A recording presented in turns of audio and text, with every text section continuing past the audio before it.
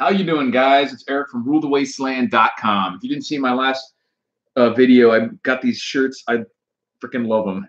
This turned out great. The link is in the description if you want one. I bought one just for myself. Like I said in that video, the image is going to be slightly higher on the shirts next time to be up here. And this is another one. Toxic, because not all ideologies are created equal.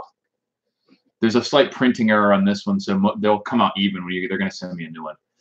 But thanks for tuning in, guys. The Rule the Wasteland live stream. If you guys have questions, go ahead and throw them in the chat, and I'll try to get them as soon as possible. Want to tell you guys to make sure you sign up for my email list, because I've been sending out a lot more emails. For a while, I didn't really do anything on it. Just use it as a backup method of communication. But I've been sending out like 3 a week. The last couple were the best EDC knife that you can get for under $30, 10 rules for dealing with bureaucracy. Bloop, bloop. Oh, the NPCs are in, out. Motorcycles for bugging out, the pros and cons. So until I get some questions, I'll start on those topics. But the link, what's up, Michael? The link in the for the email sign up is in the description below the video. So 36 Chevy dump. How you guys doing? So I know you guys have heard me talk about before, but my favorite EDC, cheap EDC knife is the Ontario Rat Model 1. My favorite battle box was probably, I don't remember all of them. There were a couple that I really liked. I really liked the last 2, were really good. And there was one back for fire protection, different fire related, like a fire blanket, document protector, mat, like that one was really good too. A lot of the knives have been great. I've liked all of them. There's only been a couple that I've been just meh about, to use the parlance of our time.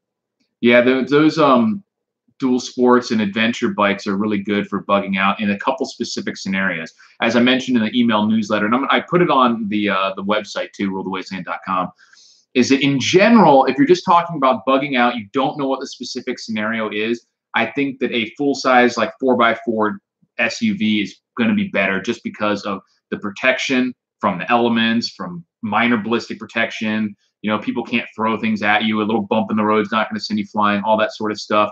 A full-size vehicle is better. But in certain situations, namely if you have a specific bug out location and you just need to get there quickly and not have to worry about traffic and roadblocks and everything, a motorcycle could be really good.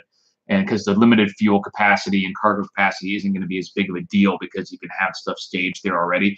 Or in a situation where you do live in a fairly big city, and if there is any sort of event, like even with these fires that we've seen, if you've seen the pictures from the fires in California, just traffic just jammed, and right on like the ocean, so there's not really anywhere else you can go. If you had a motorcycle, you could get in between those cars, go up on the shoulder, especially things like that, where even a 4x4 truck or Jeep or something like that couldn't go.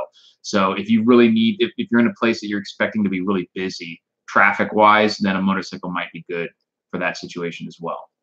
In general, I think for most people, not knowing what you're going to face exactly, a full-size vehicle is probably just going to be better overall.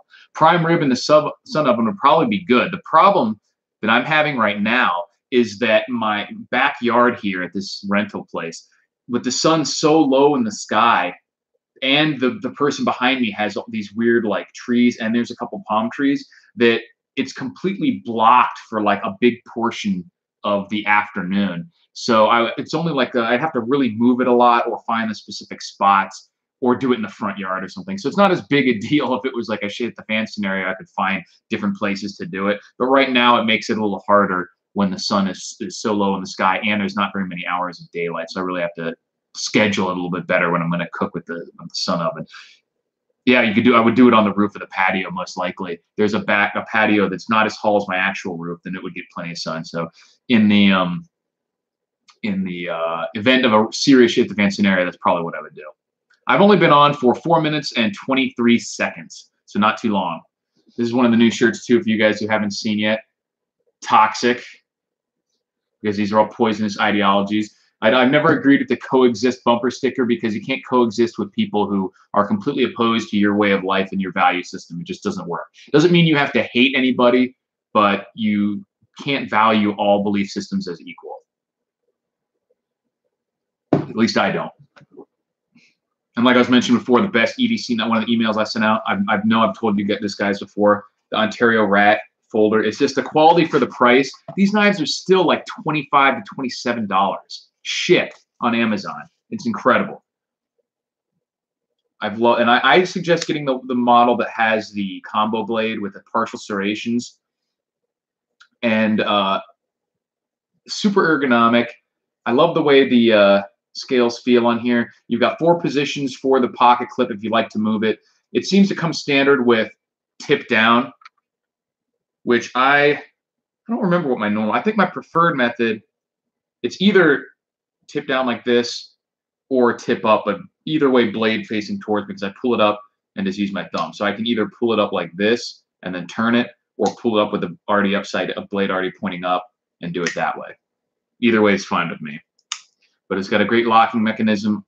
The House 8 steel is a good one, and the flat grind is good for general purpose stuff too. And you've got an open post construction here, so if you ever get any gunk in there, you can just go in with a Q-tip, wipe it out pretty easy, or some canned air or something like that. Dries out easily, things like that. So overall, for the value, I mean, this is competitive with knives in the $100 range and stuff like that. So to be able to get it for $25, $27 is outrageous. Perfect. Grab a couple of these for EDC, for gifts, whatever. It's a little late for Christmas now. Yeah, Mungo's always acting up. He's not my dog of war, though. He's my dog of peace because he's a big cuddle baby. He hasn't. I don't even think he's eaten a single baby. It's outrageous. What do I even pay him for? So on the email list, if you're not on there yet, next week, the topics that are going to go out are how to stop, 2 things you can do to stop the vast majority of break-ins at your house. And eventually these will all end up as articles on the website too, and potentially videos. But I'm just shooting out quick ideas. It's a good way for me to talk a little bit about a subject and also have ideas for future videos and things like that. The first 5 things preppers should buy. And Apocalypse Fitness, which I've already done a video on not long ago. And also for those of you guys who are watching, if you haven't checked it out already, last Sunday, we did a cool crossover video on Reality Survival's channel. It was a live stream with me, JJ from Reality Survival, and Shay from Prepper Logic. It was a really cool discussion. We went something like an hour and a half or something like that. And we're going to do that probably about once a month, hopefully.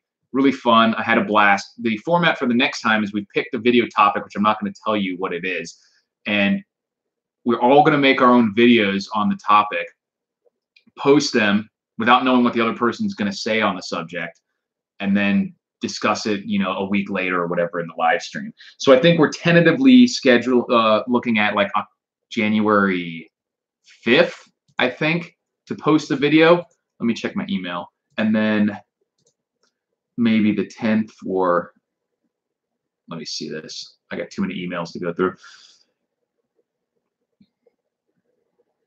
All right. Yeah, so the videos will probably publish on the 5th with the live stream together on the 13th. So that should be fun. So I suggest you guys all go over to his channel if you haven't already. Both their channels, Prepper Logic and Reality Survival, both great channels. What do we got? You guys got any topics? If not, I want to talk a bit about.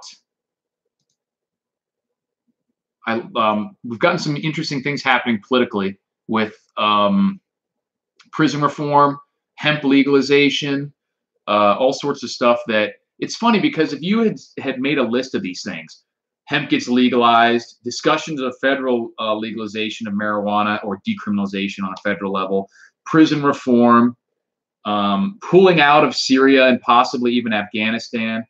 Yeah, Orange Man, not bad. And you went back to like 2014 and you said the next president is going to do all these things. You would probably have all the Democrats be like, oh, wow, we must have won in 2016. Great, I can't wait. This stuff's all great.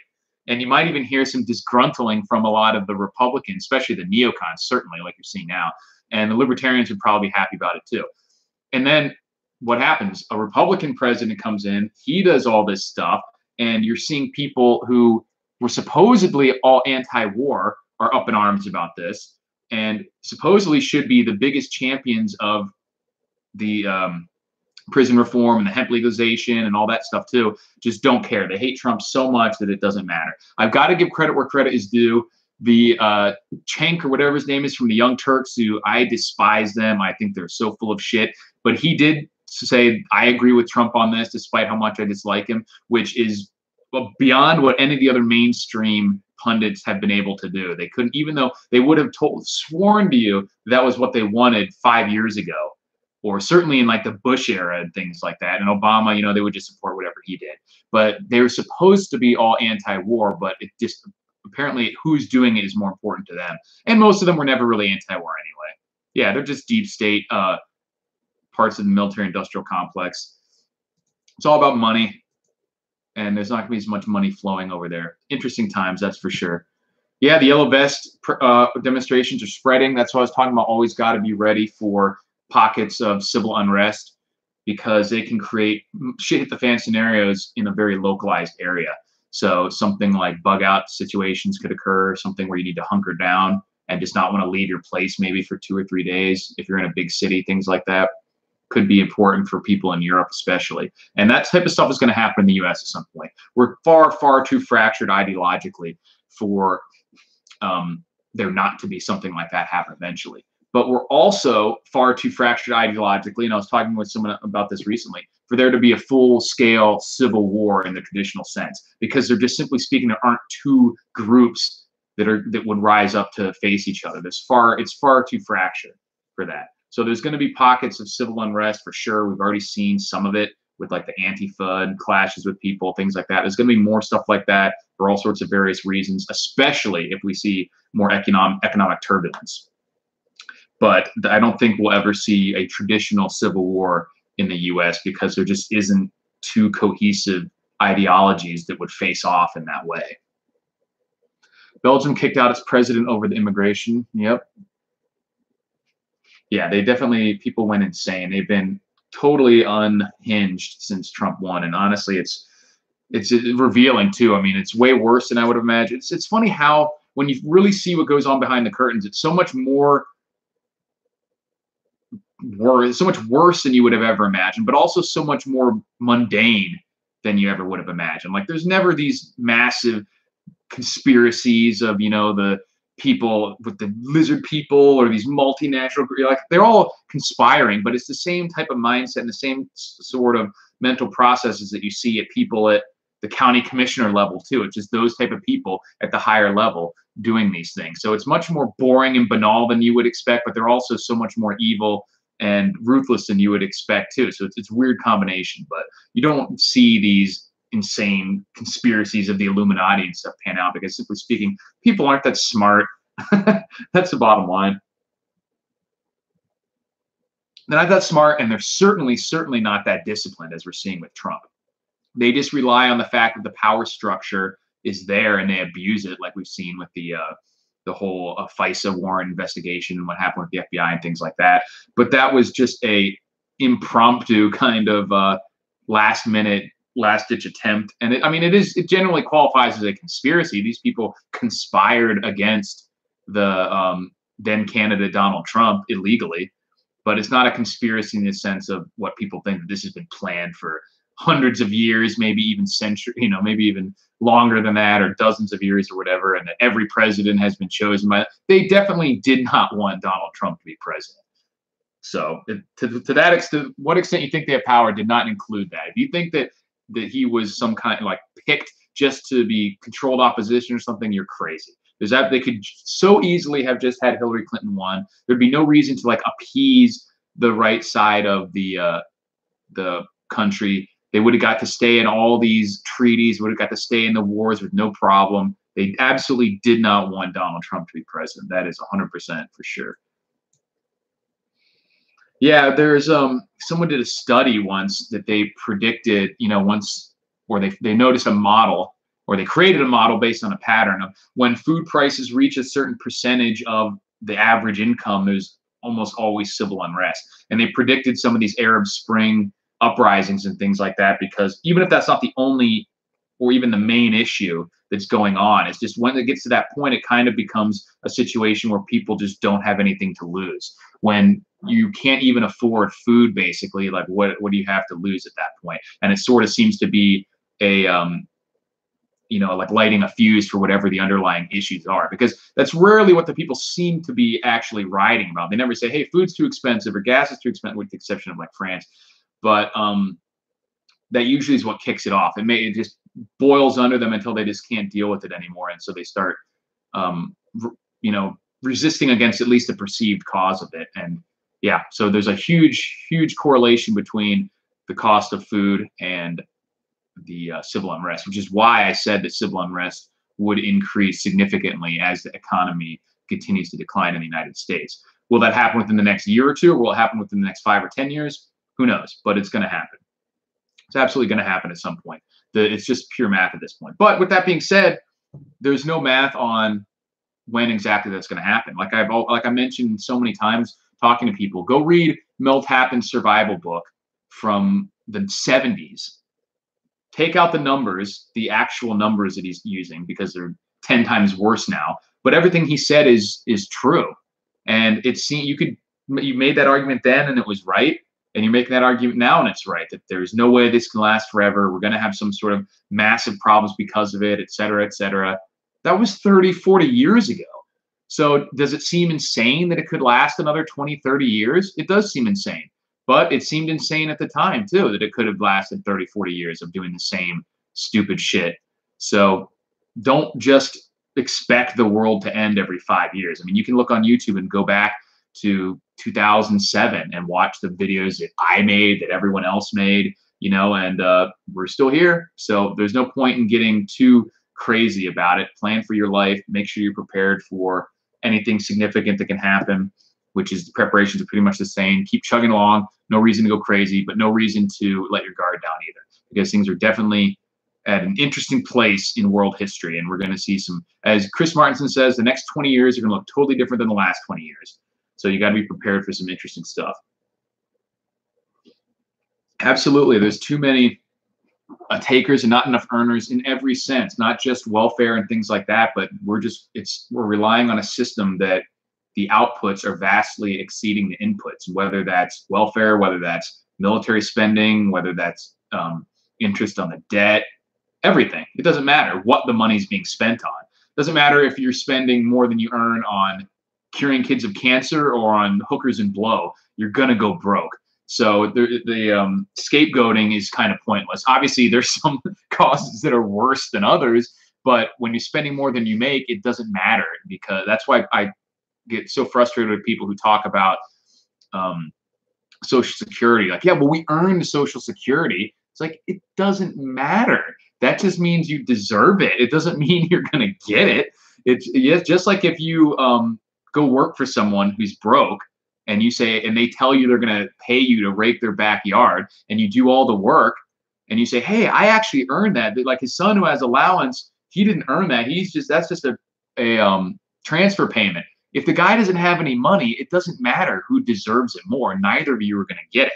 And so talking about the fact that these things were actually earned versus, just gifted, like welfare or Medicaid, stuff like that, doesn't matter. It comes down to the numbers. And when there's 5 people and 2 pieces of pie, not everyone's going to eat. That's just the bottom line. Yeah, the lockbox has been empty for years. In fact, there is no such thing as real money. It's all IOUs. Every piece of money is a Federal Reserve note that is just a representation of debt from the Fed that has interest attached to it. So there is always, with the current monetary system, there is always more debt than there is money. It is literally impossible to pay off the debt with Federal Reserve notes, because the way the money is created, it creates X amount of money with X plus N amount of debt, depending on the interest rate. So there is literally impossible to pay off the debt with Federal Reserve notes. Bill Still just did a great video. He's been talking about this stuff for years, about how the government could pay off the debt. You don't need a national debt at all. You don't need a Fed. Go watch his latest video. It's fantastic. He has a whole book on the subject, because the U.S. government has the authority, the constitutional authority, to coin money free of debt, free of borrowing it from a private banking cartel. It's the biggest scam in the history of the world, almost, is the modern bank. That's not even modern. It's the fractional reserve banking system. A wise man once said, the process by which money is created is so simple that the mind is repelled. You literally, it just doesn't, you tell someone about it and they think that you're insane. And they literally change the truth in economics textbooks. They don't even tell you how it really works because it's so absurd. They call it the simplified money multiplier method. And they don't actually about how fractional reserve banking works. And they don't even really explain it right. They kind of like invert it. So they say that like when you have $100 there, you can loan out 90, which is really not the way the banks do it. They loan out, it's like the inverse of that. So when you have $10, you can loan out 90 is more like how it really works. And the money is actually created at the moment of the lending. It's insane. It's totally insane. And it's totally unnecessary for constitutionally, which is the most devious part of it. And there's hundreds of there's billions of dollars, hundreds of billions of dollars are going to interest on money that we didn't have to borrow in the first place. Absolutely, totally insane. Which is more valuable, physical paper bills or electronic funds in your bank account? I'd say physical paper bills, obviously, because according to the government and in every spending sense, they're equal. But then you have a lot of other situations where electronic funds cannot be used at all. Electricity's down.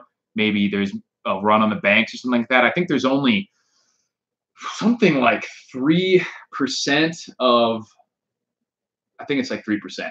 Anyways, incredibly low amount of the actual money, U.S. money that's out there is in physical currency. And people have weird ideas about how that is too. How much money is printed is actually just based on how much they think is going to be needed, because there should be physical paper representing all the money, but there's no real reason for that most of the time. So a run on the bank would usually be a result of there not being paper currency, because the money's all somewhat, you know what I mean, is there. Because people, like I said with the money multiplier effect, banks are not loaning out depositors' funds. So they loan out money that they don't have. Like they're allowed to do it as a ratio of the money that they have on deposit, but they don't loan out the money itself. That's a thing that people are totally wrong about. So when you go to a bank and you give them $1,000, people think they want deposits because they have to loan that money out and they can loan out 90% of it. That's not true. They get the money in because they're allowed to loan out like 9, 10 times what they have on deposit. But that money that they have on deposit is never actually loaned out. They don't need to. They create the money when they loan it out. So a run on the bank is when all those people, so if you have $1,000 in the bank, 9 other people come in and borrow $9,000. They really got that money, and it's not your money. There's more given out than you even had. But when they all go in to cash it out or whatever, there's not enough physical cash to give to everyone. And that's modern times, at least, what would be a run on the bank, because there just isn't physical cash there to cash out everyone's accounts. The money didn't disappear. It's still there in the data. What do we see? We should have kept all the oil fields in Iraq. Well, we shouldn't have been there in any point to begin with, in my opinion. The whole entire region can sink into the earth if you ask me. I don't care about any of it. When that place runs out of oil will be the best thing to happen to Western countries. We can just ignore it. Any tips on burying things and keeping them dry for when you dig them up? Sure, you just have to use something that is waterproof and non-biodegradable and relatively robust, obviously. So something like metal canisters aren't going to work very well because they can corrode unless they're coated pretty well. Your best bet is a thick plastic container of some type. People use PVC tubes a lot. That's a great idea. You can use really robust totes or foot lockers if you want. I would just cover them with some sort of other, maybe what do they call it? Out the black cloth that you do, landscaping cloth, things like that, because you want to keep out water. And also keep in mind that how you're going to dig it up. So if you turn the container so that they have the smallest profile, that means you have to dig a little deeper, but you don't have to dig as big of an area when you're digging it up. So if this represented a foot locker, if you bury it like this, you're going to have to dig out a pretty big area to get it up. Whereas if you have a tube or the foot locker and you bury it like this, you can have handles on it, things like that. And So you only have to dig open the top and then you can pull it out. So what I would say, keep in mind if you're burying something, is I don't recommend burying anything on public property or something that you aren't guaranteed access to begin with. If you want to still do that, that's up to you. But I would have something connected to it so you can pull it out easier. Something nearby, also buried, maybe shallow, to be able to dig it up, maybe an e-tool or something like that, buried in an even shallower container, because you don't know, maybe you get there with nothing else. And also something to open the container with. If it's a PVC tube, maybe include a hacksaw blade. If it's a foot locker, some sort of pry bar or a razor knife in case the thing is gummed up or corroded shut or something like that. So, you know, think of these things. But yeah, thick PVC, thick, robust plastic is probably your best bet. It's not cheap usually for things big enough to hide anything of value, but that's what will work best.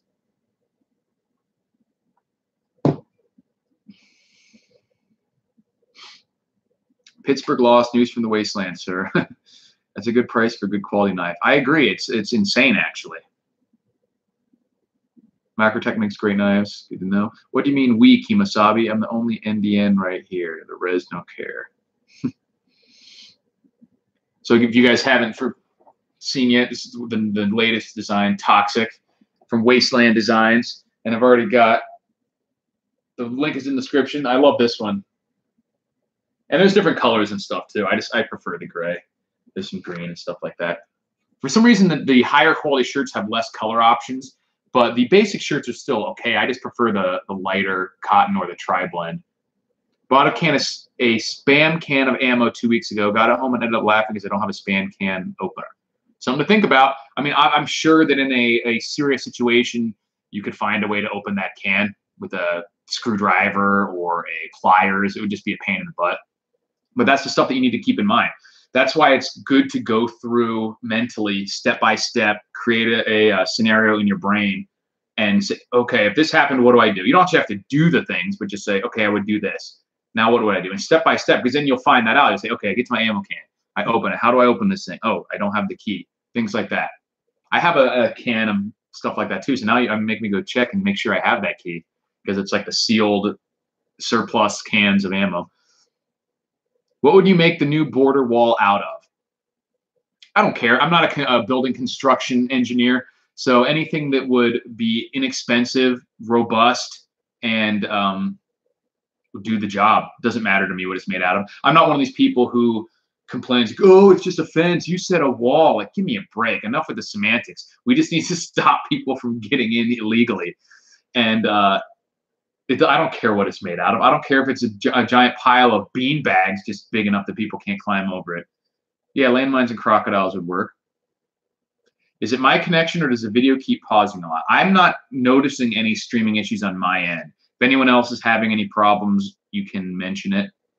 But I haven't seen any hiccups on my end. But that doesn't mean that it's not the connection. For those of you who are new, I also mentioned that about once a month, I'll probably be doing a live stream with JJ Johnson of Reality Survival and Shay of Prepper Logic.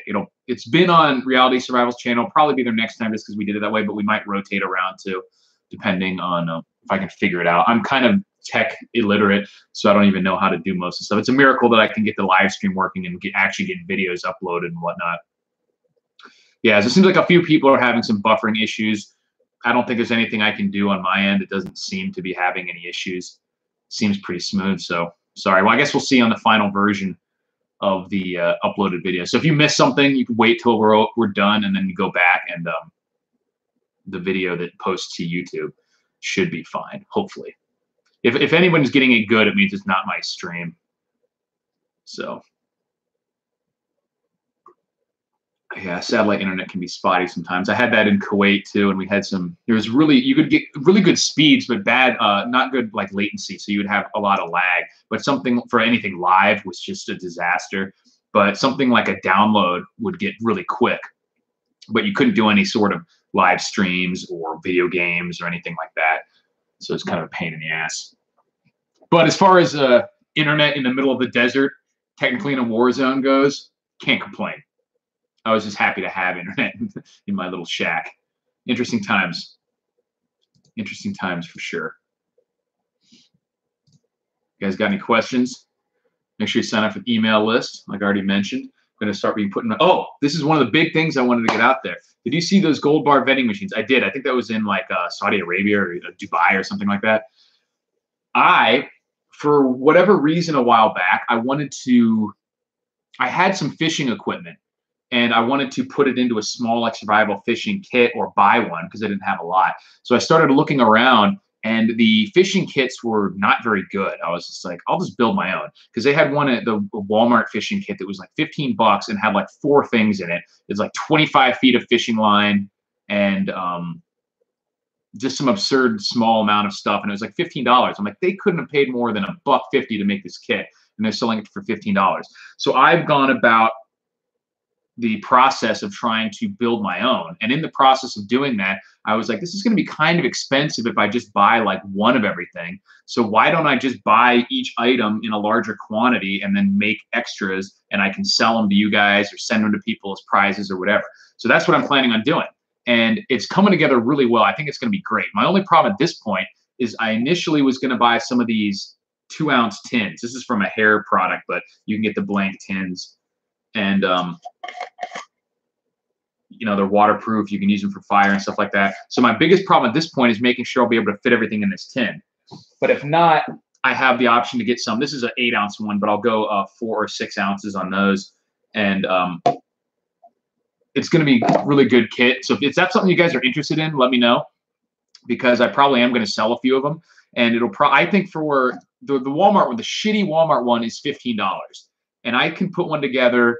It looks like I'll be able to put one together that for $25 shipped, or $20, $23 shipped, or whatever it is, $24, will have like 10 times as much stuff in it, and better stuff too. Like the Walmart one has like 25 feet of fishing cord, or a fishing line. I'm planning on putting 50 yards of 2 different kinds of fishing line. So 100 yards of fishing line in there. I'm planning on putting like 12-pound tests and like 25 or 30-pound tests, so you can do different things with it. Different kinds of hooks, different kinds of lures, maybe even a small multi-tool. It's not not a super high-end one, but one that you can use to remove hooks and clip the fishing line, bend a leader, things like that. Some different lures, some the leaders, treble hooks, regular hooks, all kind of stuff like that. Yeah, exactly. You can use the can for char cloth, for cooking something small in if you needed to. You can even use it like you used to do with the soda can as a kid and wrap the line around it, kind of like a reel. They're a little small to hold. If you had a can like this, it would work a little better, but you can do it like that. So there's all sorts of cool stuff. So if that's something you guys are interested in, let me know, because it should be happening right now. The last step is I have a few of the products coming in, and I'm going to make sure what amount of each item I'm putting in there, and make sure it fits, and then get a sticker. And then I should be able to sell those somewhere between hopefully around $20. And it'll be like 10 times better than the one that's selling for $15. So they must have an insane profit margin on those. Bag full of M. Hades and fish like Crocodile Dundee. Exactly. So this just open up the fishing kit, and it's just a big stick of dynamite. That would be great. But if you guys have a channel, with a few thousand subscribers or something like that, let me know, and I'll hopefully be able to have 5 or 6 of these things that I can send out to people to do reviews on and things like that. Get some feedback and stuff like that. So email me at rulethewasteland@gmail.com if you want to get in on the ground floor testing opportunity of the Rule the Wasteland survival fishing kit. And if it goes well, maybe I'll be able to make kits for like a fire, because I found some really cool stuff for like fire starting kits, for maybe even like a mini EMP canisters to put like a flashlight in and put in your bug out bag, something like that, or a headlamp, stuff like that. So I'm having fun with it. My main goal is to be able to make some for myself and fairly cheaply, and buy all the products for me.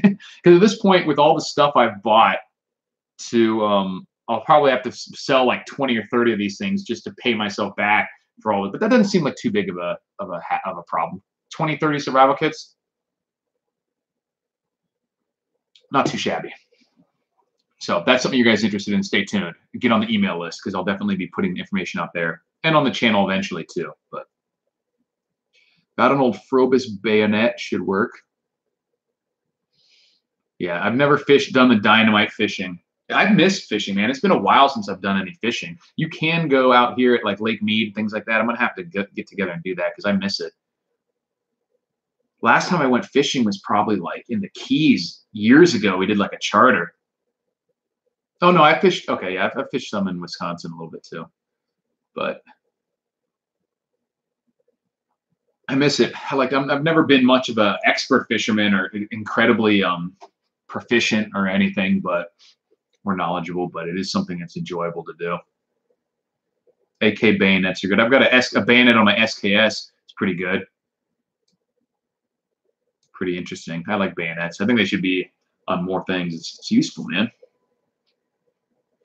It's like an extra knife right there for you. That survival show alone gives you an idea how not to make a fishing box. I use an empty secret. Okay. It's what did somebody mess up in that show? The thing I don't like about the Sucrets or the Altoids tins is they just like snap shut and they're not airtight or watertight, which this is. Water won't get in when you screw it shut. It'll float. You know, it's great for all sorts of stuff like that. Yeah. My generator, I get direct TV and internet when power goes out. That's pretty cool. Yeah.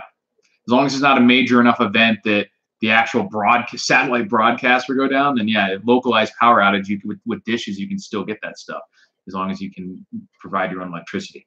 Not enough liner hooks. Exactly. That's the thing that I was noticing in these fishing kits is the only thing that you really, really, really need in a fishing kit is fishing line and fishing hooks. Most of the other stuff can be improvised. You can find random things to use for bait or make a lure. You can tie a fly out of your clothing or something like weird like that. But you have to have fishing line and you have to have hooks. It's very hard to make a hook effectively. It can be done, but that's the hard part. So to see, and then that's one of the cheaper items to put in a fishing kit. So mine is going to have like 10 hooks and like 100 yards of fishing line in it. And that alone will make it like 5 times as good as a shitty Walmart kit. So let me look up the Walmart kit just so I can tell you how shitty this is. First of all, it comes with the inferior tin that like snaps shut. It's like an Altoid tin. So those, they don't stay shut. They're not waterproof. Here we go. It's a 15-piece emergency survival kit for $15. So each thing they're charging you $1 for. And it comes with, and I think they're counting the tin in that too. Yeah, here we go. 2 fishing lures, 1 fly, and these are just a regular tiny grub lures. It looks like they might have a, I forget what those hooks are called that are weighted at one end. So 2 fishing lures, 1 fly, 2 bobbers, simulated salmon eggs bait, a leader, weights, 6 hooks, 2 each of 3 sizes, 50 of 12-pound line. Yeah, I think it's just 50 feet of line. That's not very much. It doesn't say the term of the measure. Maybe it's 50 yards, but I seriously doubt it. Looks more like 50 feet. Water-resistant tin, and that's it. Doesn't anyone have, why doesn't anyone have Alizar light and survival kit would be better than signaling mirror? A laser light and a survival kit? Probably because I don't think it would be better than a signaling mirror. Certainly not in daytime it wouldn't be. You could damage the the pilot's eyes with the laser, and you need batteries. 10 Adams flies in your kit, that would probably be expensive. I'm trying to keep it cheap.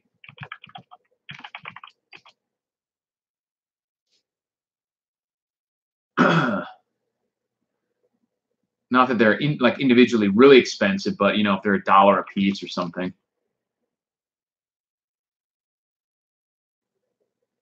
Yeah, an IR light. I would still go with the. I mean, like maybe at night a laser would help, but the beam is so small that even if they saw it, they might not know what it is, and it might mess with their eyes. Better thing would be to get a drone, start flying it in some airspace, and then they'll come and arrest you. A dozen for $4 on eBay for the flies. Okay, I'll take a look at it. Because if that was one of the things I was looking at would be cheap flies, but most of the ones that I saw were just a little bit expensive. to try and put a few of them in a kit. So if I could get them for a dozen for $4 like that, then yeah, that would be cheap enough to put 1 or 2 of them in each kit. Dozen for $4. So you get 3 for $1, 30 cents each. Yeah, I could throw one in there. Sounds good. I'll look into it for sure. Yeah, here's some on Amazon too. Looks like 12 of them for $6, so like 50 cents each, but free shipping. We'll see. I'll take a look at it. Appreciate the recommendation. Cool deal. I'll look at it. But yeah, these are going to be good kits, I think. I honestly, at this point, I don't even know if I'll be able to fit all the stuff I got in an Altoids tin. So I'm waiting to buy the actual tins. They're this size, but this is from like hair gel that I had. So let's keep my stuff looking fly. Speaking of fly. And so I have to get all this stuff here, figure out how many of each things I'm going to put in each one. I'm going to have like this, removable split shot sinkers. I'm going to have some like sliding bullet sinkers with the bobber stoppers, a couple bobbers, 2 different kinds of tests of like 50 yards each, bunch of hooks, regular and treble hooks. I've got some leaders of different sizes. I've got like 3 different types of lures, including some glow-in-the-dark ones. It's going to be cool stuff. A 5,000 lumen flashlight with strobe it up at night. Oh yeah, for sure. I mean, if you looked at one of Canadian Prepper's more recent videos about that 50,000 lumen flashlight or something, I mean, shit. You give the pilots a 10 with that thing. It's insane. Use the inner line part of 550 cord for fishing line, fish or dump. Yeah, you can do that, but you have to take apart your 550 cord. It doesn't work as well as fishing line. So having, like, look how big this thing is. If you can have a full-blown fishing kit, including 100 yards of fishing line in this, why rip apart your 550 cord? This thing can fit in your pocket like a skull can or something, or easily go in your bug out bag or something. Even if it becomes this size or half this size, that's tiny. And you can, with the 25 or 30 pound test, you can use that for all sorts of animals too. Maybe even, not fish. Like you can use treble hooks are particularly useful too, because you can use them to get turtles and birds and all sorts of stuff like that too. So it's pretty interesting. But yeah, a super bright flashlight is great for at night. It doesn't even need to be 5,000 lumens. I mean, some of these 600-700 lumen flashlights are pretty visible. And it's just the more important thing, if you wanted to use it for signaling, would be to get one that had a more focused beam versus a floodlight. If you're talking about signaling like far distances too. But when you get into those levels of brightness, 5, 10,000, 20,000 lumens, the focus of the beam is of less importance.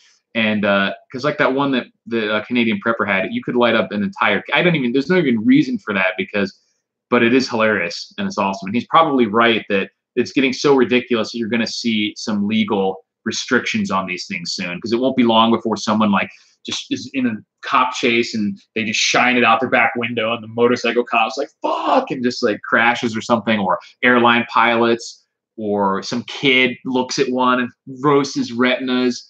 That's going to happen. Or someone sits it on, starts a fire like he mentioned. These things are going to start happening. Before long, like they're going to be able to just buy 3 of these things and replace the Luxor beam on the Pyramid Casino here in Vegas called the Luxor. Has this giant beam of light shooting out of it every night that supposedly you can see from space. And it probably costs them like $1,000 a day to run that light. But soon it'll just cost them a couple flashlights on eBay or Amazon. Pretty wild. Somebody said nogs. I don't know what you mean by nogs. Is that something related to my fishing kit? I'm not up to speed on all the fishing terminology. I don't know what a nog is. Let's talk about eggnog. Laser shoots over a mile. Oh, I mean, laser, yeah. The light itself goes forever. It's just a question of how focused the beam is to whether it strays or not. I'm not sure I want to signal a black helicopter at night. Depends on what your situation is and who you think might be in the helicopter. Brend? Brend. I don't know what Brend is. You have to give me some context. Yeah, so I'm excited about the fishing kits. Got some shirts. This one, I like this one a lot too. I'm gonna have to get another one of these in a green color or something, especially with the new. The design is exactly the same, but this one was more centered on the printing area, where the next one is going to be come up higher like this is. So it'll be a little bit higher up here and slightly bigger. So check that out. Links in the description, different colors, things like that. And we got shirts for our podcast, which the podcast that I don't know if my girlfriend put the episode up yet, but the one we did on Willow and Legend, I think was pretty funny. I think we did a pretty good job on that one, if I do say so myself. Good evening, Count Spooky. I wouldn't want to. Yeah, okay. How about directed energy weapons? What about them? I mean, they exist, so we'll see what becomes of it. Like the energy weapons, the LRADs, and stuff like that. All sorts of crazy stuff out there. Might like a yo-yo automatic fishing reel, cheap, and you can leave it and come back. And yeah, I mean, those are pretty cool. They're not something that I would cram into a kit like this, and that would jack the price up a little bit. Even though they're not expensive, like I'm targeting I'm trying to keep it under $25 at a sell price. I'm optimistic that I can sell them for $20 so that you can have them shipped to you for like less than $25. So that's my goal, is shipped to you less than $25. And it'll be far, far better than the ones that are selling this Walmart one for $15. That's outrageous. It's going to be like 5 times better and not even twice as expensive. And I'm getting the stuff, even though I'm buying the stuff in relative bulk, I'm still buying it at retail prices for some of the stuff. Like you can go on Alibaba and find some things, but I'm not at the point yet where I can buy 1,000 of something at once. So I'm just having to buy bulk, and they're buying that means they're probably paying $250 for this thing and selling it for $15. Well, I'll be paying several times as much for mine, but it'll be several times better too. So we'll see. But get on the email list so I'll let you know when those go out. I'm really hoping to have them ready for sale by the end of January. That's my plan. And if I'm hopefully, I don't know if I'm going to do a Shopify store or what exactly I will do to have these for sale, but it'll be cool. It'll be cool. I'm looking forward to it. The greatest weapon in the world is a human mind and his fists. I agree. Who says violence never solves anything? Violence solves a lot of things. People just don't like the certain problems being solved. Ever thought about Etsy? Yeah, I can look into that too. I don't know if that's yeah, Shopify, because I also have some other things that I'm looking interested in selling on there. Certain things that I think I can buy in bulk and then have you guys be able to buy individually if you want and save some money, like like jumbo ferrosium rods, certain fire starting elements and kits. I might make a kit together for that, like certain tins that I can construct in a manner that you can use for mini EMP containers. Some kind of like a tin with a plastic container nested inside of it for insulation, things like that. The only reason Shopify, I think you have to pay like $30 a month if I'm not mistaken. So I would have to make sure that I'm getting enough volume to at least justify paying for it, because I don't want to have to pay for stuff if I'm not actually selling anything. Just buy MREs. Nothing wrong with MREs. They're just, as I mentioned before, MREs are fantastic. I mean, they're one of the perfect survival foods for beginning and lower time preparation. So if you're prepping for, if you're one of those people who just say, hey, I realize I need some preparations, but I don't think I need 6 months worth, maybe a month's worth, or even just 2 weeks worth. MREs are fantastic because they have enough calories, they have a really good shelf life, and they eliminate the need for a bunch of other stuff. You don't have to get a way to cook food. I mean, you should probably get all this stuff eventually, even if you're a lower level prepper, but right off the bat, a few cases of MREs and you're good for weeks without having to buy anything else, without having to buy stove or fuel or any of that stuff. You just need water. Store water, buy MREs, and you're prepped for a good deal of scenarios. You know, the problem with MREs is that they're expensive per meal, and they take up quite a bit of space.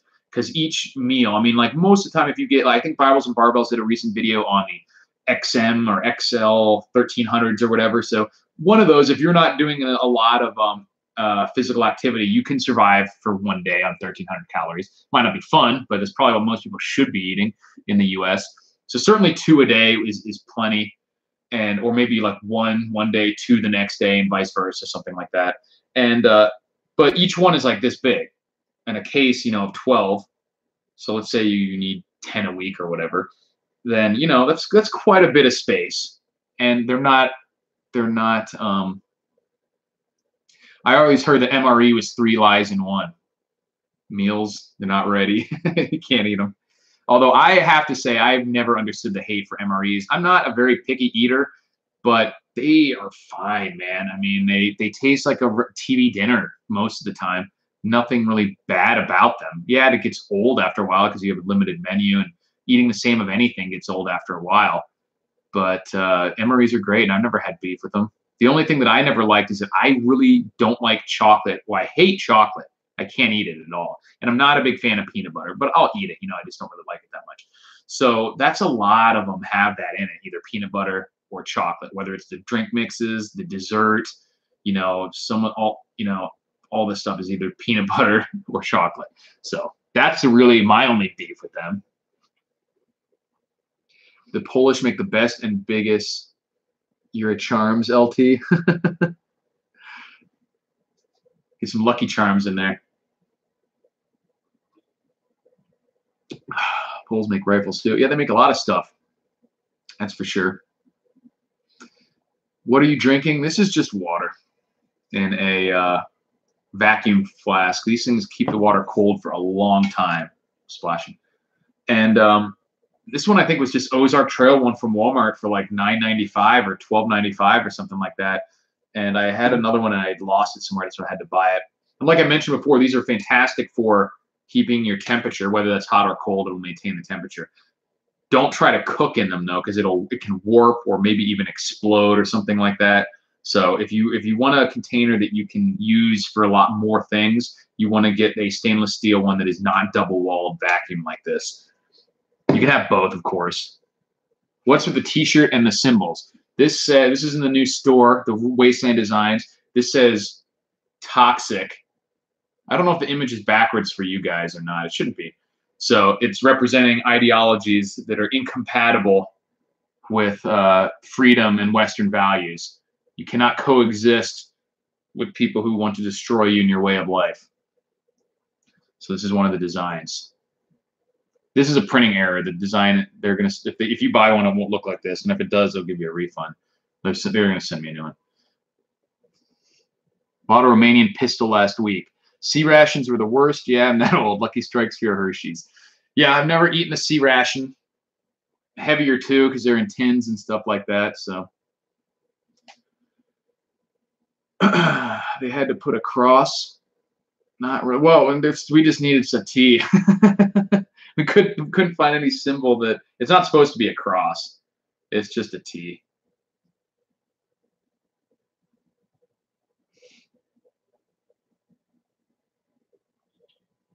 Or we're not. It's kind of hard to read because this isn't as obvious of an X either.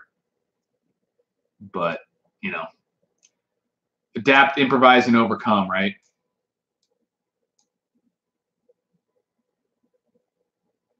Yeah. A Tantal and a Barrel M96. Yeah, so stay on, like, get on the email list, guys. No worries. Yeah, I don't mind. I realize that, yeah, we had to come up with some ways to make it work.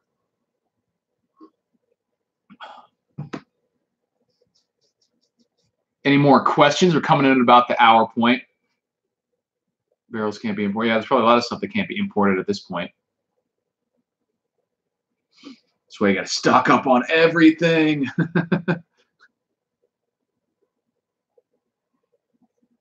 Well, you know, that's you said thanks to Trump. That's one thing that I've told people about, and I think I said this specifically on this channel, if I'm not mistaken, shortly after the election or shortly right before it, is that for all the good that the God Emperor has done and is doing, he is not an ideologue. He's a pragmatist.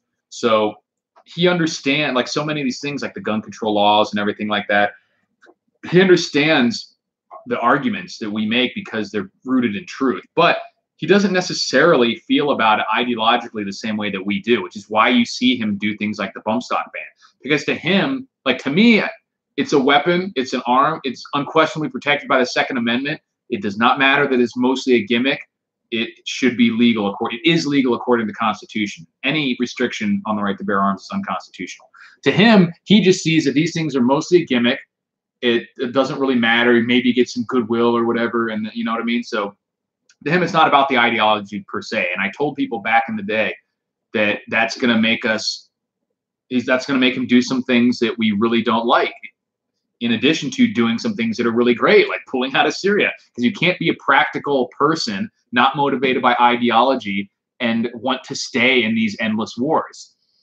So not to say that he doesn't have any ideology of his own, but he's not primarily motivated by a specific ideology like you see people on the left and even many people on the right, and even people like neocons. You know, they have a very specific mental framework for how they think the world should be, what should happen, and that's guiding their decisions. Trump necessarily isn't that way, at least not with to the same extent.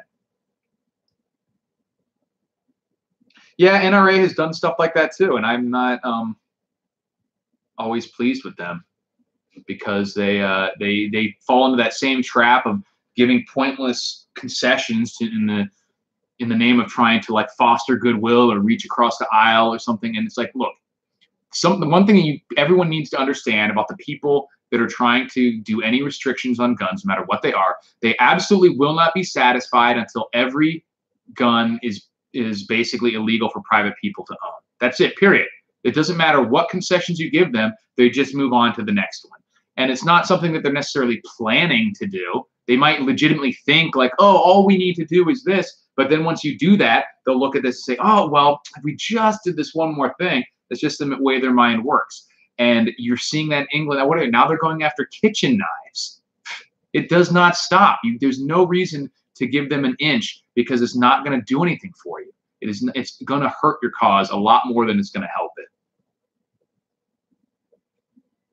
I let my NRA membership expire and I'm done with them. There's another good organization for gun rights in the U.S. I think it's just like, if someone remembers what it is, it's another fairly big one. Is it the USCCA? Is it Gun Rights of America? Is that what it is? Or Gun Owners of America, I think, GOA? That's the one I think I'm thinking of. They're really legit too. They obviously don't have the same like lobbying capacity and everything that the NRA does. So in that sense, the NRA has done far, far more good than bad. And I'm not ready to write them off yet. But yeah, the Gun Owners of America, that's another good one. So I would support both of them still. I definitely don't think that the NRA are like traitors to the cause or anything like that. I think that they're myopic and naive in some of their decision making. But they're humans too. You know, everyone is. So you can guess how we Europeans feel. We're not allowed to defend our family or home. I know, and it's horrible. And that's the worst part about it, is that beyond even the weapons being taken away, you're seeing situations where people defend themselves by any means, and they're actually the ones getting in trouble. It's outrageous. Outrageous for sure. The NRA are traitors, thanks to Chris Scott. What specifically are you referring to? Because, I mean, I know some people have made some dumb decisions there, but you have snappy yellow vests. That's true.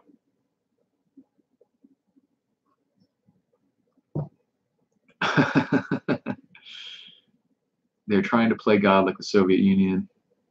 Yeah, the Gun Owners of America. Is USCCA the concealed carry? Yeah, that's what I'm saying. But the Trump supported the bump stock ban too, and for the same reasons. They think that it's an easy kind of concession to make because they feel like they're not giving up much. And but what are you gaining?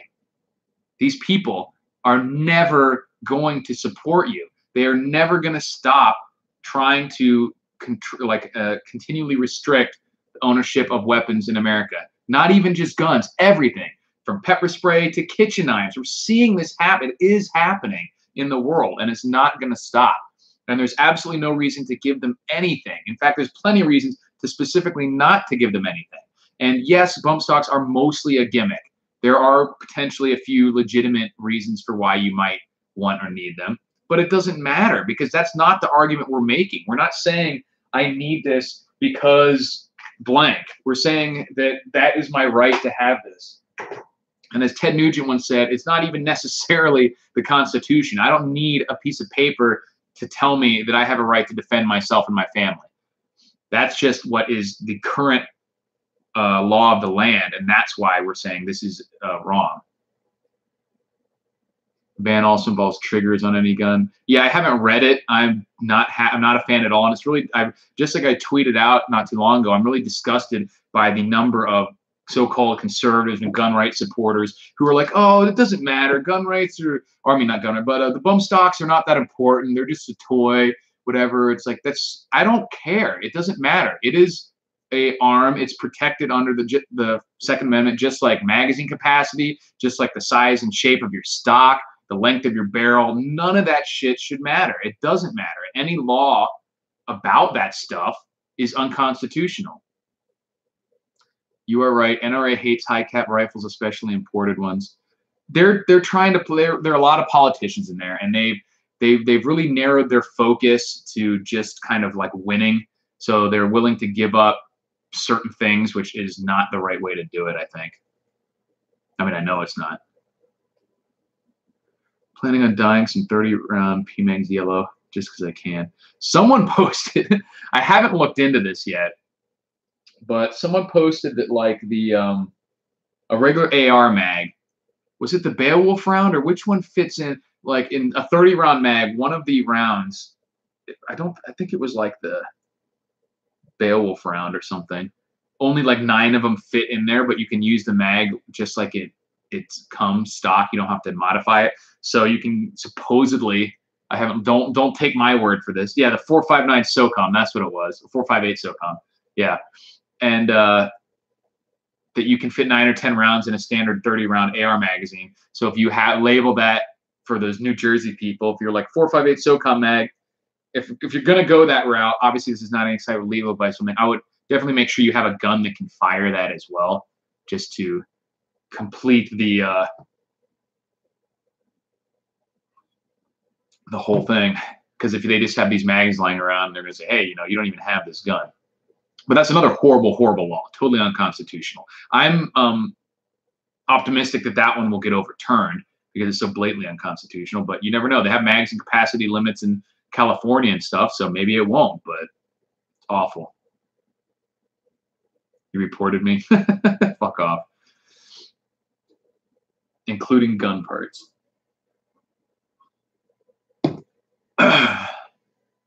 What is it that bans gun parts? You're talking about the bump stock ban? Why do people rely on the courts and government to protect their rights, and the courts and governments are the ones taking them? That's the way it is. I mean, like, what's the alternative? If you're suggesting that people just literally fight the government, that's not the wisest thing to do, for sure. And I don't think it's necessary in most situations. Because you're just going to get yourself. I mean, if the goal here is to maximizing your freedom, then that's certainly not going to do it. Thumbnail is not legal. Yeah. I can put you in timeout. I didn't know I could do that.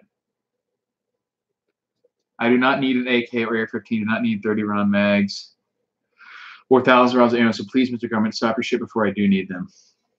Do you think prepping gas gone out of fashion on YouTube? I'm not sure. I mean, I haven't seen a lot of people do it, but I never really did. I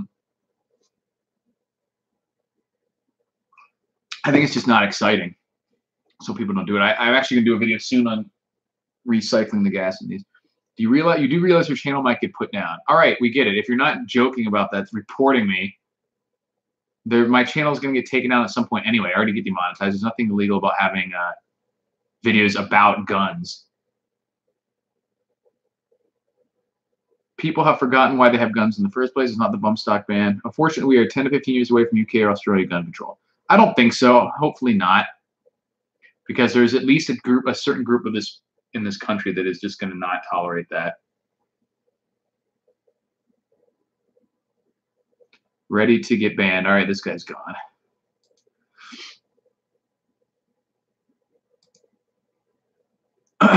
Old Chinese steel drums are better. He's a candy-ass soy boy. Demographics. Yeah, exactly. I mean, the demographics are shifting, but that's why, I mean, I agree with Vox Day, who said that he predicts some kind of balkanization or breakup of the country somewhere around the mid-2030s.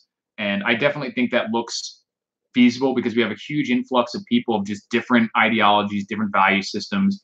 Demographics are skewed in a way that even if everyone on what would be considered the other side coalesces, the numbers just don't add up to where there could just be like any sort of like direct civil war. And neither side is cohesive like that. There's more fractured groups and fractured ideologies. But I definitely think there'll be more of like a breakup. Congratulations to what's his name. Also, how do you ban? I thought I already banned you. Oh, that was just that one message. Hide user, put user in timeout. I will do that at least. 300 seconds. If you know how to ban someone directly, let me know. Do I have to have a moderator? Nothing will happen until there's electricity or you're being taxed at 80%. Yeah, I mean, for the most part, I'm a douche. What, was that you?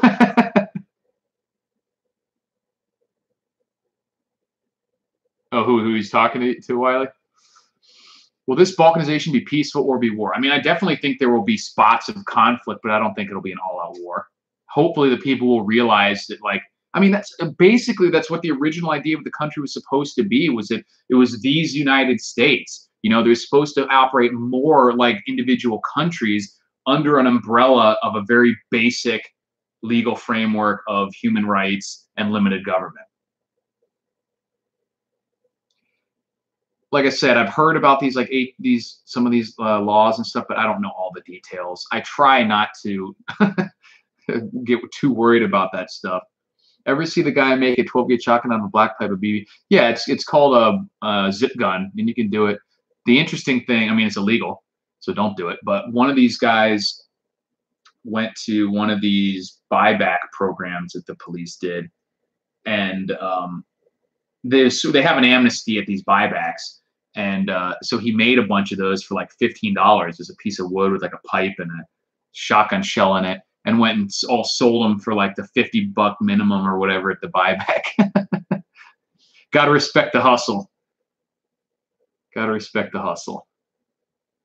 For sure. Let me see if I can add a moderator. What? No, that's not what I wanted. I want to learn how to ban people, because when I set remove, it just removed that comment. So I don't know how to ban people permanently. You guys let me know. I have limited experience. First time I've had to worry about actually banning someone who's annoying me. And in general, same with my comments on my YouTube channel. I don't care if someone disagrees with me. I don't even care if you think I'm stupid. It's just it's literally when you just get annoying, or when you start bothering other people, like spam and stuff like that. It wouldn't matter if you were trying to sell a pyramid scheme or telling me I'm a piece of shit. You know, it's because of the annoyance, not because of what you're saying per se. I have no beef with people thinking I'm wrong.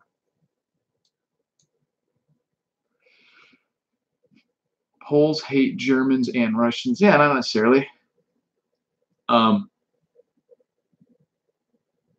You know about the current war with Russia fighting our ally Ukraine. There's all sorts of crazy stuff going over there. So I'm glad we're getting out of Syria, because there's no reason for us to just get entangled with Russia.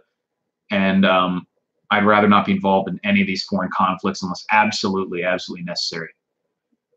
Appreciate it, Matt D. Block them and roll. Combat roll. I know I don't know how to block people, though. That's the problem. Do I have to have a moderator to block people? I don't know if I can do it. I'll have to talk to these people that get tons of Prepper, I think it was Prepper Princess was saying she has more subscribers than me, but not an insane. She's up to like 60 now, which is good. But she was saying that she has to, her moderator has to delete like or ban like a dozen people every chat, and I'm like, I don't know. I've never gotten that many weird people doing weird stuff, but who knows? The girls always get more weirdos, I guess, but I'll have to ask her how I ban people because I haven't figured. I've never had to do it before. So when if I do hide user on this channel, yeah, okay. I guess that'll make it so that no one can see them. If you're a prepper, look up my friend TR Prepper. He's a good friend of mine on YouTube. Keep it in mind. That's another thing I want to do is I'm probably going to make a post on the website on rulethewasteland.com because I want people to give me a list of all of the best or your favorite prepping survival channels, and they can even be like current event economics, stuff like that, but generally in the same ballpark of stuff under like 15,000 subscribers. So somewhere between like the hundreds. I wouldn't if they have like 5 subscribers, you know, wait till they get a decent number, but somewhere between like the hundreds and like 12 or 15,000. And I'd like to make a list because there's so much going on YouTube now, and the algorithm is so crappy about actually showing videos. It just shows you stuff from things you've already seen or the ones that they want to be promoted, that these channels that are just starting out and maybe have a few thousand subscribers from 1 or 2 videos, or maybe they got a shout out. It really is an easier way because I wouldn't even find out about them either. You know, it helps me find out about them, helps everyone find out about them. Crimea settled by the Russians. Yeah, there's all sorts of shenanigans. I actually just found and subscribed to the Survival for Normal People channel yesterday, which is interesting that you mentioned that. So I do know about that, but just barely. It was literally last night that I found his channel. Seems decent. Haven't watched a lot of his videos yet, but I've liked what I've seen so far. I just realized in talking on the last live stream with Reality Survival with JJ that I'm not subscribed to a lot of survival channels.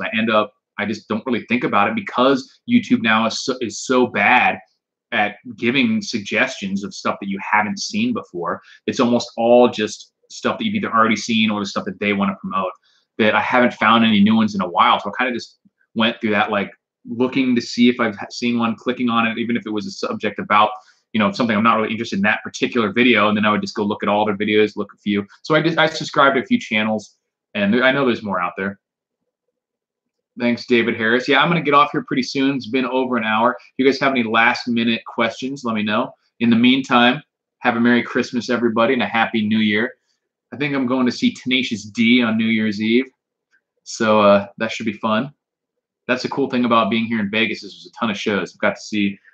We saw Metallica, Sabaton came here, which is awesome, In Flames, all the good stuff, man. And if you haven't, Merry Christmas to you too, Warsaw Patriot. And if you guys haven't already, check out the link in the description for the Wasteland designs. This one, Toxic. And I'm going to make my little tin fishing kit soon too. So get on the email list. Link is in the description. Happy Kwanzaa to you too, buddy, my African friend. Have you ever had a regular job, or have you always done the resale hustle? I've had plenty of regular jobs, and I'm probably gonna have to get one soon too. It's just so much easier to do your taxes and have everything coming in steadily when you have this regular W-2. But yeah, so I've had plenty of real jobs. Most of the time, I've just done the hustles also. So, but for the past couple of years, that's all I've been doing is just working for myself. Does Metallica still bring it? Hetfield moved out of Cali because he can't stand SJW. Solid dude. Yeah, man. The show was great. They went for like 2.5 hours. It was awesome. I am in Vegas. Yeah, they sold out the T-Mobile Center. It was great.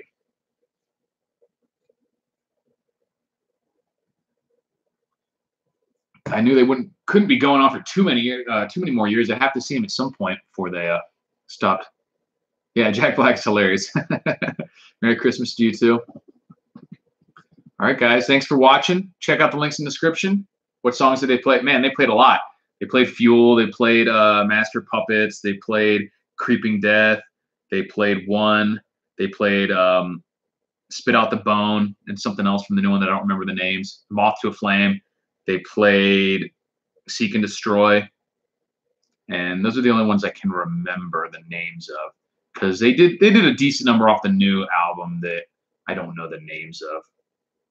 Yeah, I am concerned with water in Vegas. There's not much here. I'm mostly relying on water storage. I have some 50-gallon drums. Inside, I have a few of these containers. I have a bunch of 2 liters full of water as well. And eventually, especially if I find a place to buy eventually, then I can get more serious with the water storage. But my goal is 6 months of at least a gallon a day per person. It's not a lot when you consider things like pets and water too, but there is some rain here. There are some options for collecting water, things like that. So that's an option as well. But water storage is the major plan right now. Yep. Bad people doing bad things. You can do solar still as well. That's certainly an option here with the heat. But you have to have some sort of water to purify. That's just to collect. You know, you can use vegetation sometimes or anything that has moisture in it. But there's not a lot of stuff out here with moisture in it. Belgian government decided to buy the F-35, but heard that it has still some problems. Man, they're expensive. That's the Raptor, right? Is that even the latest one? I don't know Dan Bilzerian personally. I know who he is. Out of water. Yeah, he lives out here, right? Yeah, he's a poker player and just general playboy. He inherited like 110 or 150 million dollars from his dad. F-22. Oh, okay. The F-22 is the Raptor. You're right. The F-35 is the new one. Yeah. Yeah, he always is just shooting stuff out in the desert with like 50 cals and stuff. It's pretty. He was at the concert that got shot at by the what's his name, Stephen whatever, and from the Mandalay Bay over there, Stephen Paddock. He was there. What is your opinion of SS Varmint Upper? I don't know the specifics about it. I have a very cheap AR-15, and I don't know all the various models and brands of the uppers and lowers. The Three Amigos is just funny in general. Stupid, but it's funny. The best is still Blazing Saddles, though. I don't even think they could show that movie anymore. People go, oh, pass out. They watch Blazing Saddles. Hilarious. That movie is so great. I always use that line when it's hot outside, where he's like, you people are acting like it's 120 degrees. Can't be more than 114. It's great. I mean, a song. A real song. You guys got to watch it. I can't even repeat half the lines on this, or I will get my channel shut down. Blazing Saddles is on Netflix. I don't buy it. I don't buy it. Although so far Netflix has not been I mean, they have a lot of, you know, adult content on YouTube, but they have a lot of like SJW bullshit on there too. Like original Netflix movie about all these pansexuals, the high school experience or something like that, whatever. Let's see, Blazing Saddles. Oops, I misspelled it. Holy shit, it is on there. Nice. If you guys, speaking of Netflix, first of all, I named my dog Mongo after Mongo from Blazing Saddles. Yeah, almost lost a $20 hand cart. If you guys have Netflix, The Ballad of Buster Scruggs by the Coen brothers is really good. Very unique movie, or very unique is a redundancy, I know. It's strange and unique movie, but incredibly well made. And it oscillates between having some goofy, funny stuff and some really kind of somber, macabre stories, but incredible visuals, really good acting, just overall like a masterclass in just filmmaking in general. The last skit in it, it's like a series of little vignettes. The last skit is a little bit slow for my taste. Pacing's off. In my opinion, this type of movie is what Quentin Tarantino should be doing, because his movies lately have all been things that would be great if they were like a 30-minute short, but he just drags them out into a 2.5-hour movie by like adding in way too much dialogue and drags these scenes out. Like Hateful Eight would have been a fantastic 45-minute to an hour movie, but it was 2.5, like almost 3 hours long, and the pacing was just all off. He has no one to tell him no anymore. He needs a good editor. Yeah, Obama's deal on Netflix, right? There's a movie on Netflix of a civil war that happened. Let me look it up. It's Mongo, but yeah, he does rule. What's your favorite carry pistol? The one I've carried the most is my Ruger LCP, just because of the size. My favorite pistol is, I mean, I love my Kimber. Glocks are really good. I don't even own a Glock, but I've got to shoot them before. They're great. But like the Kimber is heavier, it's a little bigger. So in terms of what I've carried the most, it's the Ruger LCP. I have the Taurus PT 709 Slim, which I really like. I still haven't carried that concealed yet. When I was in the Belgian army, and that was in 1987, my weapon was the Sten semi-gun. Cool. I like Tarantino stuff, but I mean, he's hit or miss for me. Obviously, I really like Pulp Fiction. I like Reservoir Dogs. Do you recap zombie movies or just shit the fan survival movies? Yeah, I've done two zombie movies. I've done Cargo and Here Alone, and I'll do more in the future. And speaking of the movies, someone asked me on the channel to let you guys know the next movie that I'm going to do so that you can watch it ahead of time. So I'm not 100% sure, but the next movie is most likely going to be, what's it called? Oh, Goodbye World.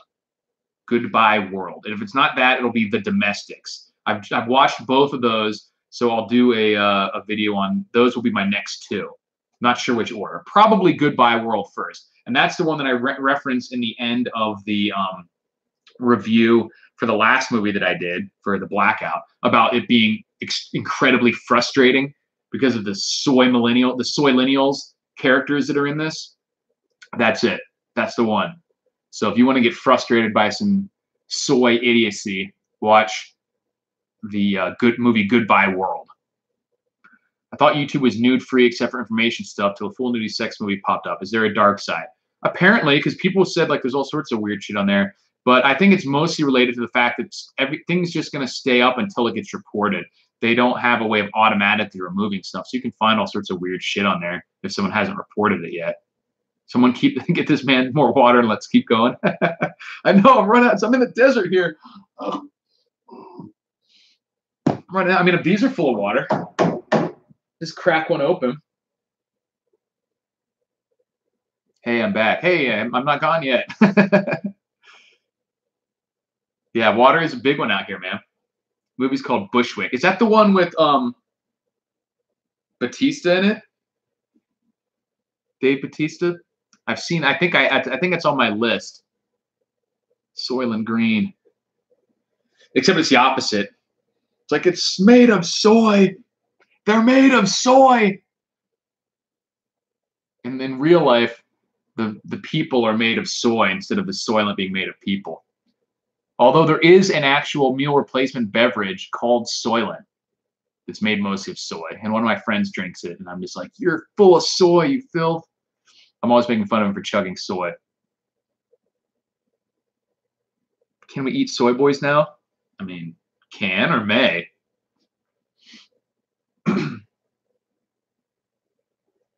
Yeah, that's the one with Dave Batista, right? Bushwick. It's like about he has to protect a girl or something. I think I have that on my watch list. It doesn't take much for something to go on my watch list. You know what's interesting is that, and I noticed this already.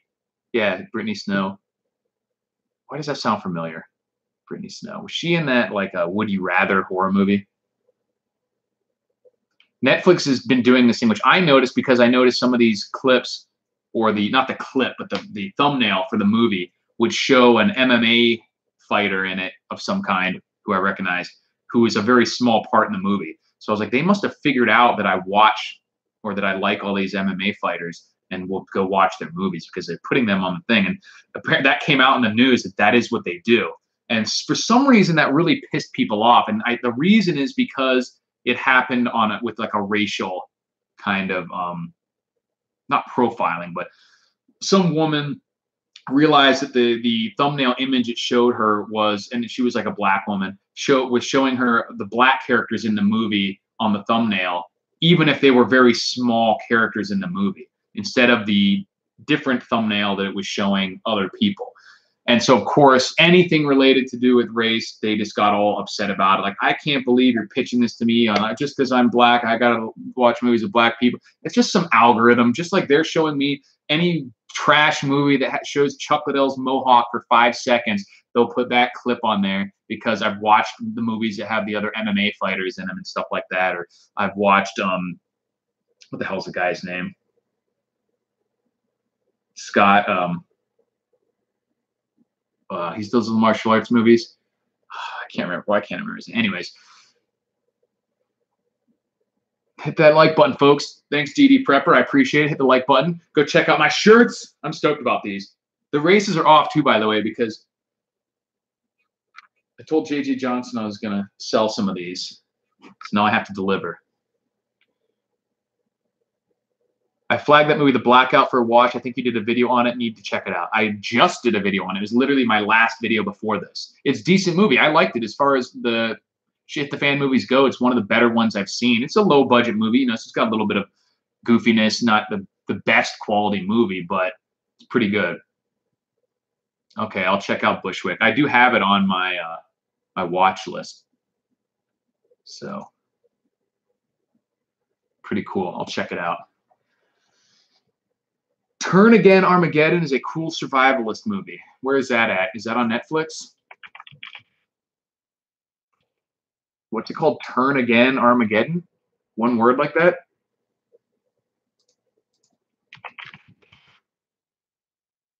Also, I really have to go to the bathroom. So if you guys want to wait, I will come back. But if no one wants to sit here for 25 seconds, I will cut it off. I can go get some more water. I'll just go. If you guys want to stay, you can stay. If not, I'll shut it off when I get back. There's no one left. I'm predicting 30 seconds. We have it's 23, 24, 25. All right, I'll be back by 50.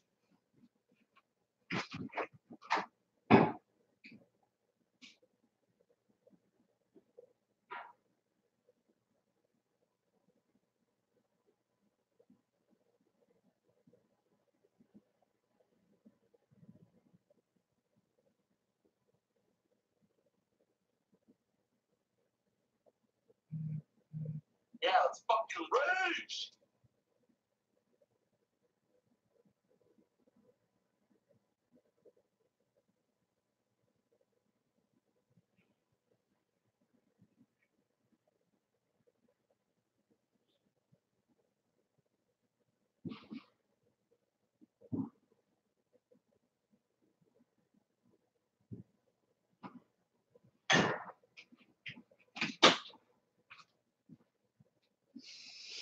Bam, back.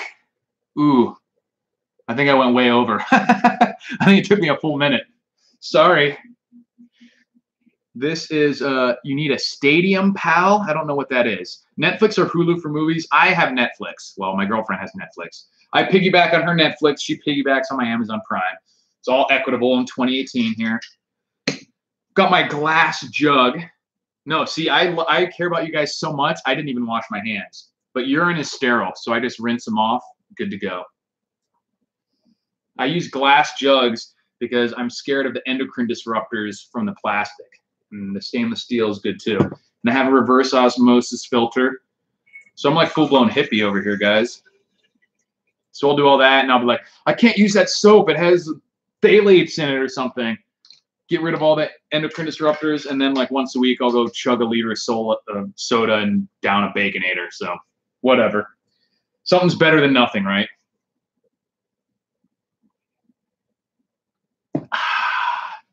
Refreshing.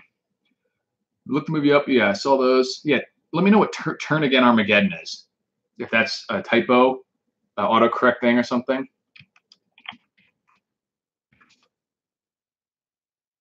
Oh, it looks like it's on YouTube, whatever it is. Full movie on YouTube. I'll have to check it out.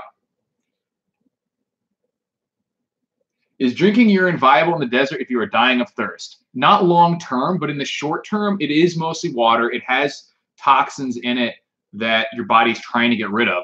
So just putting those back in your body is not good for you. It could cause like liver problems, things like that. But in general, if someone is just dropped off in the desert, like I genetically identical people. Yes, the person who drinks their urine is most likely going to last a little bit longer, but it's a last-ditch effort that if you literally have nothing else. So especially if it's like your first urine, that will be mostly water, you know what I mean? Versus you've been out there for days or something like that, which already going to be mostly just the waste. But the guy who cut his arm off, Aaron Ralston, he drank his own urine. It has been done in certain situations. It's a better idea, if possible, to try and construct some kind of solar still or something like that to get whatever water is in there out and then drink that without them. That is good for you. That's vodka, don't lie. Yeah, right. A liter of vodka. I could totally use a Baconator. I know, man. Baconators. Another good movie that's not really, I mean, it's sort of survival related. It doesn't really have much in it. Is similar to, you know how much, you guys probably know how much I love the Killdozer story. But if you don't, you should go look it up. It's hilarious. And there's another one, The Mad Trapper, back in, I think, the 30s or the 20s in Canada. This guy who, like, it's a crazy story. They went there to, like, he had a cabin out in the woods in rural Canada. He was a trapper, and some other trapper had said that someone had been messing with his trapping lines or stealing the traps or something like that. So the Mounties traveled like 3 days to try and talk him about it. He didn't open the cabin. And they were like, well, all right. So they, but I guess they had enough reason to suspect that he was the one who had stolen the traps. So they went back the 3 days to get a warrant. Then came some mini posse, went back to the guy's place. And when they tried to get him to open up with the warrant, he like shot the Mountie through the door. And it is a Charles Bronson movie, yeah. And so then they got in a big shootout with him, and it was like 40 degrees below zero. They blew up his cabin with dynamite, exploded it, so the roof was blown off and everything. You can see pictures of it. And even after that, he successfully fought them off to the point where they had to leave from his exploded cabin. When they came back, he was gone, and he led them on a crazy manhunt chase through the insanely, like desolate rural regions of Canada. And he was traveling he traveled like 95 miles in 3 days, or 85, 90 miles in 3 days in like negative 20-degree temperatures in mountainous snow and stuff like that. And they like blocked off the only pass through this one area where he was traveling north. And he went over the mountain too, the hard way instead. He's a pretty insane guy. He was literally crazy and a bad person. But the movie with Charles Bronson called Death Hunt, they make him a much more sympathetic character, to where it's a big misunderstanding. He didn't really do the guy, like literally he comes across these guys dog hunting, and he takes the dog from them that's all beat up and is like buys it from them even. He's like, here's some money, I'm buying this dog. And the guys are like, you stole my dog, and they go to attack him, and he shoots one of them, and that's what initiates the chase in the movie. So he's a good guy in the movie, but it's still a pretty badass movie. It actually has Carl Weathers in it and Lee Marvin too. And Lee Marvin is the character, or he's playing the guy who in real life got shot through the door, if I'm not mistaken, the Mountie, but he doesn't die like that in the movie. So the Killdozer. Yeah, not long enough to make. Yeah, that was the craziest part about the Killdozer rampage, is that he stewed for like a year building this crazy thing. If you like that type of goofiness, you should watch the movie Rampage and Falling Down with Michael Douglas.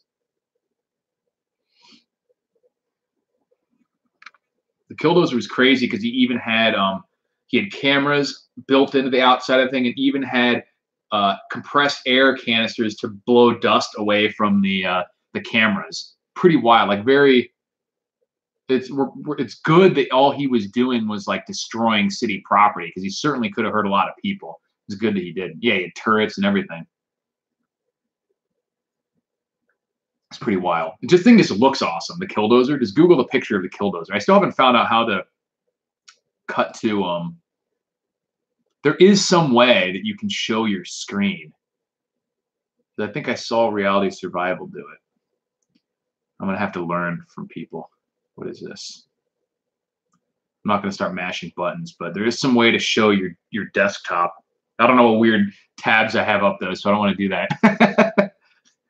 I'm one of those people who has like 25 tabs open. I have 2 monitors, and each one has like 10 or 15 tabs. Cool shirt, bro. Thank you. Check out the link in the description. Toxic. And if you like that one too, we got Rule the Wasteland. So even if you don't like my channel, if you like Mad Max, you can still rock the shirt.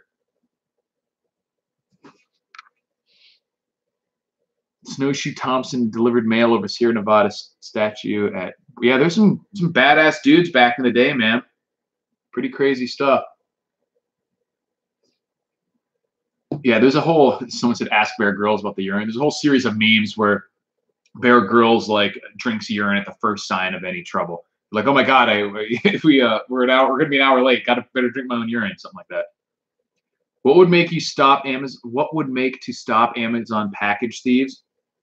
The easiest way to someone did watch this video where someone constructed a incredibly or an elaborate machine to dump glitter on them and then spray fart gas while recording it and tracking it, so you go pick the thing back up later. So the thing has like 15 million views, and so you could do something like that. I would probably make it spray pepper spray instead of glitter. But what I would do, if you're literally just trying not to get your packages stolen, is take some sort of big tote and like a really robust metal box or like something you put in the back of a pickup or something, and use some cable or somehow anchor it to your front porch and have a padlock there, and just tell the guy, like have a sign saying that when you deliver the packages, throw them in here and lock it or something like that. Another thing you can do too is if you have Amazon, they have if you're in a bigger city, they have them here. They have Amazon lockers. I forget what they call it. They're drop boxes or lockers or some kind, where you can have the stuff delivered there, and then you can pick it up with a code. So it's locked in a locker. It'll be like at a grocery store or a gas station, and you just go there and go boop boop boop boop, and then it pops open. They send you the code on your account, and you can get it that way, so it doesn't have to sit on your porch. I haven't had any issues with anything being stolen here, so far, knock on wood. I seem a little too high tech. Yeah, a little too high tech for me as well. How about sending a copy of your to see movie list through your email subscription? Sure, I can do that. I mean, another thing you could do is just you could put some sort of sign up that says this place is under video surveillance or something. Maybe that'll work. But I mean, it's just the good news is that most of the time, all you have to do is tell them, hey, I never got this. And with Amazon or most of these merchants, it's not a big deal. You'll just get refunded or resent. Annoying if it's for like a Christmas present and you don't have it now, but it's unlikely that you're going to be out the money. That's the good part. That's the good part, at least. Or, I mean, if you have the option, you could try to get them to send it signature confirmation or something. Maybe they'll do that. Maybe they'll have an option. But then if you're not there anyway when they deliver it, then they're just going to leave it. You have to go down to the post office, and it can be a hassle. So there's almost no way to completely avoid it without having to have them delivered somewhere where someone's physically going to get it when it's delivered. But, yeah. Well, I think that's going to do it for me, guys. It's been an hour and 40 minutes roughly. Thanks for watching. Check out the links in the description for the shirts, email list. Stay tuned for when I make my fishing kit. It's going to be a great deal. And talk to you guys later. Thanks for watching.